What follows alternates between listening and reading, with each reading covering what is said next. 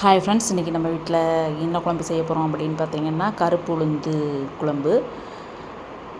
இது வந்து பார்த்திங்கன்னா அந்த கருப்பு உளுந்தை நல்லா வறுத்துக்கணும்.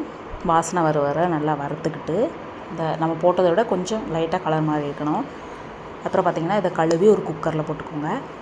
இப்போ வந்து நல்லா பழுத்த பழமாக ஒரு பெரிய சைஸ் தக்காளி பழம் எடுத்திருக்கேன். அதுக்கப்புறம் பார்த்திங்கன்னா 4 பல்லு பூண்டு, அதுக்கப்புறம் ஒரு 10லேருந்து 8 சின்ன வெங்காயம், அப்புறம் 2 பச்சை மிளகா. இதில் வந்து நீங்கள் சீரகம் சேர்த்துக்கோங்க. என்கிட்ட சீரகம் இல்லை, அதனால் நான் சேர்க்கலை, நீங்கள் சேர்த்துருங்க.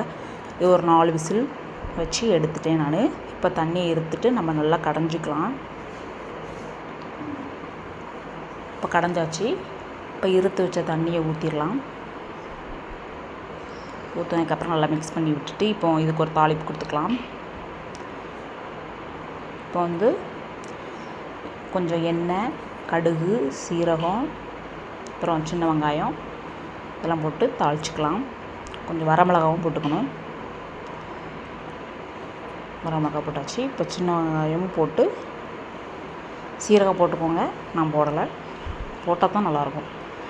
நல்லா மிக்ஸ் பண்ணிவிட்டு இப்போ நம்ம கடைஞ்சி வச்சுருக்க அந்த கருப்பு உளுந்து குழம்ப இதில் ஊற்றிடலாம்.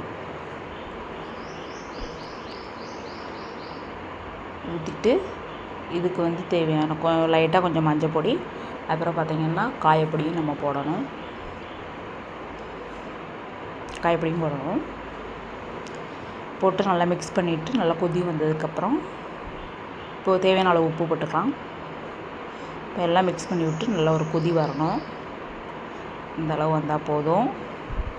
இப்போ வந்து நம்ம கருவேப்பிலை போட்டுக்கலாம். நம்ம வந்து தாளிசத்தில் ஏன் போடலை அப்படின்னா அதில் வந்து அந்த அளவுக்கு வாசம் இருக்காது. இப்போ நம்ம இறக்கும்போது இந்த மாதிரி கருவேப்பிலோ அல்லது எந்த குழம்புனாலும் மல்லி இலையோ போட்டாலும் நல்லா வாசமாகவும் இருக்கும். இப்போ வந்து இந்த சோறோட இந்த கருப்பு உளுந்து குழம்பு வச்சு அப்பளம் வச்சு சாப்பிட்டா ஹெல்த்துக்கும் ரொம்ப நல்லது. வாரத்தில் 2 நாள் இந்த கருப்பு உளுந்து குழம்பு சாப்பிடுங்க. இது என்ன கருப்பு உளுந்து அப்படிலாம் நினைக்கக்கூடாது. இதில் நிறைய மருத்துவ குணங்கள் இருக்குது, உடம்புக்கும் ரொம்ப நல்லது. தேங்க்ஸ் ஃபார் வாட்சிங்.